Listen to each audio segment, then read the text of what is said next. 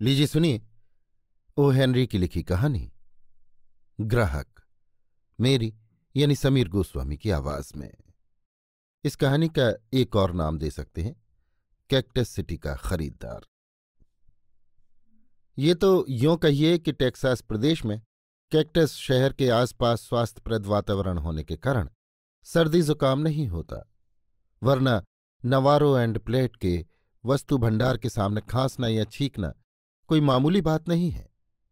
Cactus शहर के 20,000 लोग अपनी मनपसंद चीजों को खरीदने के लिए अपने चांदी के सिक्के खुले हाथों बिखेरते हैं। इस कीमती धातु का अधिकांश भाग नवारो एंड प्लेट की तिजोरी में जाता है। उनकी विशाल अट्टालिका का क्षेत्रफल इतना है कि उसमें कई दर्जन भीड़ें चर सकती हैं। आप वहां से सांप की केंचली सी नेकटाई, मोटरें और नवीनतम फैशन के $80 वाले औरतों के कोट 20 अलग अलग रंगों में खरीद सकते हैं। कोलोराडो नदी के पश्चिम की ओर के प्रदेशों में नवारो एंड फ्लैट ने ही सबसे पहले पैनी का सिक्का चलाया था। वे मवेशी पालने का धंधा करने वाले पक्के बनिए थे, जिन्होंने सोचा कि मुफ्त घास बंद हो जाने से दुनिया में कोई प्रलय नहीं हो जाएगा। हर साल वसंत में बड़े सेठ नवारो, जो 55 वर्ष के योग्य और चतुर व्यक्ति थे, सामान खरीदने के लिए न्यूयॉर्क जाया करते थे। इस साल इस लंबी यात्रा से उन्हें कुछ झिझक हो आई। निश्चय ही वे अब बूढ़े हो रहे थे और दिन में आराम करने का समय होने तक वे 20 बार घड़ी देख लेते थे। उन्होंने अपने छोटे साझीदार से कहा, जॉन, इस साल सामान खरीदने के लिए तुम क्यों नहीं चले जाते? प्लेट का मुंह उतर गया। उसने कहा, सुनते हैं कि न्यूयॉर्क बड़ा नीरस शहर है, लेकिन मैं चला जाऊंगा।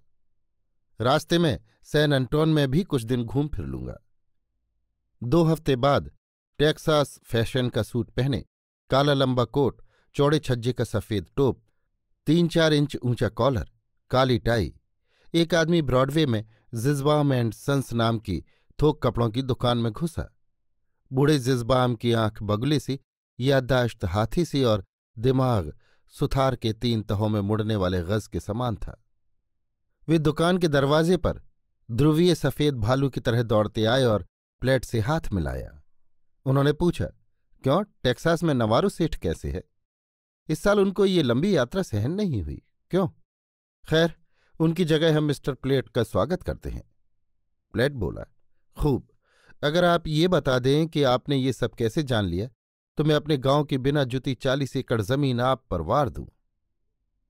जिज़बाम ने दांत निपोड़ते हुए कहा, मैं जानता हूं, ठीक उसी तरह जैसे मैं जान सकता हूं कि अल्पासो में इस साल 28.5 इंच वर्षा हुई है, जो हर साल से 15 इंच ज्यादा है, और इसलिए इस साल बसंत में नवारो एंड प्लेट कंपनी वाले $10,000 की जगह $15,000 के सूट खरीदेंगे।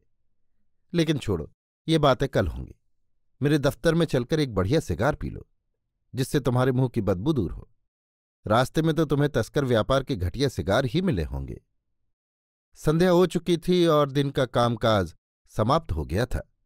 प्लेट को सिगार पीता छोड़कर जिज़बाम अपने लड़के के पास आया, जो जाने की तैयारी में शीशे के सामने खड़ा अपनी हीरे की टाई पिन ठीक कर रहा था।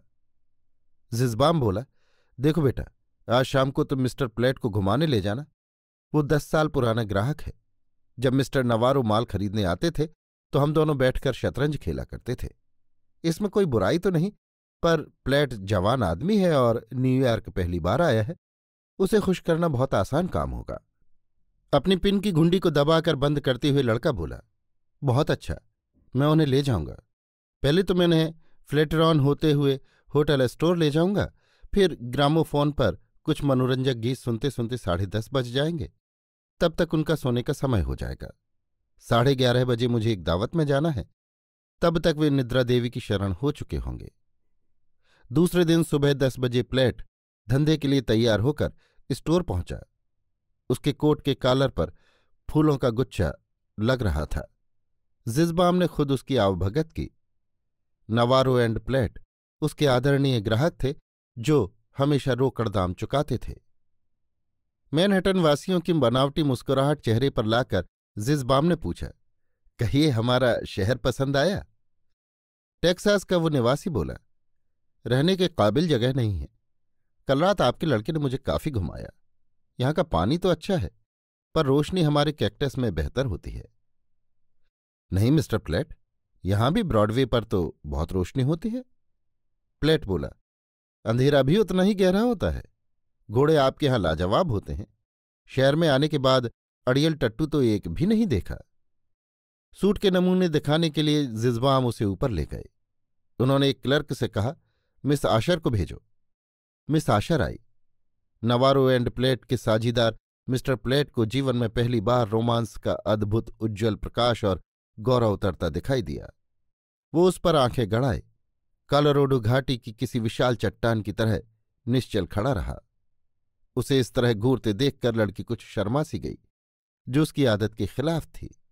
जिज़बाम एंड सन्स की दुकान की मिस आशर सर्वश्रेष्ठ मॉडल थी।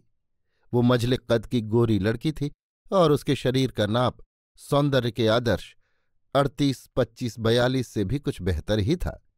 उसे जिज़बाम की दुकान में काम करते हुए 2 साल हो चुके थे और वो अपने काम में पटु थी। उसकी आंखें चमकीली पर शांत थीं।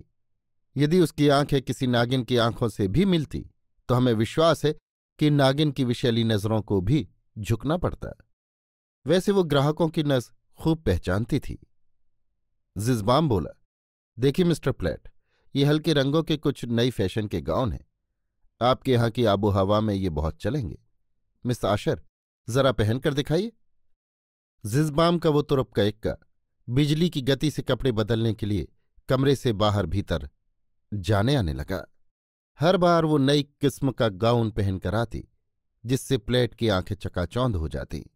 अभिभूत हुआ वो ग्राहक निस्तब्ध और निर्वाक मुंह बाए खड़ा रहा। पूरे आत्मविश्वास से मिस आयशर अपनी कला का प्रदर्शन कर रही थी और जिज़बाम अपनी चिकनी चुपड़ी बातों से उसे फुसला रहा था। मिस आयशर के चेहरे पर एक हल्की सी व्यावसायिक मुस्कुराहट छाई हुई थी, जो उसकी थकान और तिरस्कार को ढकती हुई सी मालूम दे रही थी। ये तमाशा खत्म होते ही प्लेट कुछ पशोपेश में पड़ गया। जिज़बाम को आशंका हुई कि चिड़िया हाथ से निकल न जाए, परंतु प्लेट के दिमाग में कैक्टस शहर की संभ्रांत बस्तियां घूम रही थीं, जहां वो अपनी भावी पत्नी के लिए बंगला बनवाना चाहता था, जो इस समय कपड़े बदलने के कमरे में फिरोजी रंग का गाउन उतारकर अपने कपड़े पहन रही थी। जिज़बाम बोला, मिस्टर प्लेट, जल्दबाजी की कोई आवश्यकता नहीं। तुम आज का दिन विचार कर लो। मुझे विश्वास है कि और कहीं भी तुम्हें ऐसा माल इन दामों नहीं मिलेगा। न्यूयॉर्क में शायद तुम्हारी तबीयत नहीं लगी। और ठीक भी है, जवान आदमी हो, अकेले ऊब गए होगे। आज शाम को किसी सुंदर लड़की के साथ भोजन करने जाना पसंद करोगे? अपने ही स्टोर की मिस आशर बहुत अच्छी लड़की है, वो तुम्हारा दिल बहला देगी। प्लेट सकपकाते हुए बोला, परंतु वो तो मुझे जानती भी नहीं। वो मेरे बारे में कुछ भी नहीं जानती। क्या वो चलना पसंद करेगी? मेरी तो उससे जान पहचान भी नहीं हुई है। भौहें चढ़ाकर जिज़बाम बोला, पसंद करेगी? क्यों नहीं, जान पहचान में अभी कराए देता हूं, वो जरूर जाएगी। उसने मिस आशर को पुकार कर बुलाया। सफेद ब्लाउज और काला स्कर्ट पहने वो अंदर आई। उसके चेहरे पर तिरस्कार युक्त शांति छाई हुई थी। आज शाम को मिस्टर प्लेट तुम्हारे साथ भोजन करना पसंद करेंगे। इतना कहते हुए जिज़बाम बाहर चला गया। छत की ओर शून्य दृष्टि से ताकती हुई मिस आशर बोली, जरूर मुझे बहुत खुशी होगी। मेरा पता है, नंबर 811, 20वीं सड़क। कितने बजे? यही करीब 7 बजे। बहुत अच्छा, पर कृपया समय से पहले मत आइएगा, क्योंकि मैं एक मास्टरनी के साथ रहती हूं जो कमरे में किसी पुरुष का आना पसंद नहीं करती। बैठक का कमरा हमारे यहां है नहीं और आपको व्यर्थ ही बरामदे में खड़ा रहना पड़ेगा। 7 बजे मैं तैयार रहूंगी। 7:30 बजे ब्रॉडवे के एक होटल में एक टेबल के आमने सामने प्लेट और मिस आशर बैठे थे। मिस आशर ने पारदर्शक कपड़े पहन रखे थे। प्लेट को ये मालूम नहीं था कि ये भी उसके रोजमर्रा के काम का एक अंग था। होशियार वेटर की मदद से उसने शानदार खाने का ऑर्डर दिया, जिसमें ब्रॉडवे की प्रचलित औपचारिकता का अभाव था। मिस आशर ने उसकी ओर एक नशीली मुस्कुराहट फेंकी और बोली, मैं कुछ पीना चाहती हूं। प्लेट बोला, वाह, जरूर, जो चाहो मंगवा लो। उसने वेटर से कहा, एक प्याला मार्टिनी लाओ। जैसे ही ये चीज लाकर उसके सामने रखी गई, प्लेट ने हाथ बढ़ाकर उसे उठा लिया और पूछा, ये क्या है? क्यों, शराब है? मैं तो समझा था कि तुमने किसी तरह की चाय मंगवाई है, पर यह तो दारू है। ये तुम नहीं पी सकती। तुम्हारा नाम क्या है? सुनने वाले को सर्द कर देने वाली आवाज में मिस आशर ने कहा, मेरे घनिष्ठ मित्र मुझे हेलन के नाम से पुकारते हैं। टेबल पर झुकते हुए प्लेट बोला, सुनो हेलन, कई वर्षों से जब हमारे यहां के मैदानों में वसंत के स्वागत में पहली बार फूल खिलते हैं, तब मैं किसी का सपना देखने लगता हूं जिसे मैंने न कभी देखा न सुना। कल तुम्हें देखते ही मैं जान गया कि मेरे सपनों की रानी तुम ही हो। कल मैं वापस घर लौट रहा हूं और तुम्हें मेरे साथ चलना होगा। कल तुमने मेरी ओर जिस दृष्टि से देखा, उससे मैं समझ गया कि तुम्हें यही करना होगा। विरोध करने से कोई फायदा नहीं, तुम्हें मेरी बात माननी ही होगी। तुम्हारे लिए एक नाचीज सा उपहार लाया हूं जो मैंने आते आते खरीद लिया था। 2 कैरेट के हीरे की चमकदार अंगूठी उसने टेबल पर रख दी, पर मिस आशर ने अपने हाथ में पकड़े कांटे से उसे पीछे सरका दिया। वो सख्ती से बोली, मुझे ये छेड़खानी पसंद नहीं। प्लेट ने कहा, मेरे पास $1,00,000 है और मैं तुम्हारे लिए पूरे पश्चिमी टेक्सास का सबसे बढ़िया मकान बनवा दूंगा। मिस आशर बोली, अच्छा, तो ग्राहक महाशय, आप मुझे खरीदने आए हैं? लाख तो क्या, आपके पास $10 करोड़ भी हों तो ये संभव नहीं। आप इस तरह पेश आओगे ऐसा तो मैंने नहीं सोचा था। श्रीमान टेक्सास निवासी, मेरा ख्याल है कि अब अगर थोड़ी सी शराब मंगवा लें तो खाने में मजा आ जाए। नहीं नहीं, मैं तुम्हें शराब नहीं पीने दूंगा। ये बहुत बुरी बात है। कल सुबह मैं तुम्हें लेने आऊंगा। जाने से पहले हमें एक मोटर खरीदनी है। यहां से अब और कोई चीज ले जाने की आवश्यकता नहीं। मैंने कहा ना, बकवास बंद करो। मैं इस तरह की बातें सुनकर ऊब गई हूं। भोजन के बाद वे दोनों ब्रॉडवे के रास्ते से एक छोटे से बाग में पहुंचे। पेड़ों के एक झुरमुट के नीचे मुड़कर देखते ही प्लेट ने देखा कि मिस आशर की आंखें डबडबा आईं। वो बोला, क्यों, क्या बात है? छोड़िए, कोई खास बात नहीं। तुम्हें पहली बार देखते ही मैंने सोचा था कि तुम औरों से कुछ भिन्न होगे, पर तुम भी वैसे ही निकले। और अब तुम मुझे सीधी तरह घर पहुंचाते हो या मैं पुलिस को बुलाऊं? प्लेट ने उसे डेरे तक पहुंचा दिया। बरामदे में वे 1 मिनट के लिए रुके। उसने प्लेट की ओर ऐसी नफरत भरी दृष्टि से देखा कि उसका मजबूत हृदय भी कांप उठा। ज्यों ही उसने उसकी कमर में हाथ डाला, मिस आशर ने एक सनसनाता तमाचा उसके चेहरे पर जड़ दिया। वो घबराकर पीछे हटा। इतने में फर्श पर अंगूठी गिरने की आवाज आई। प्लेट ने अंधेरे में टटोल कर अंगूठी उठा ली।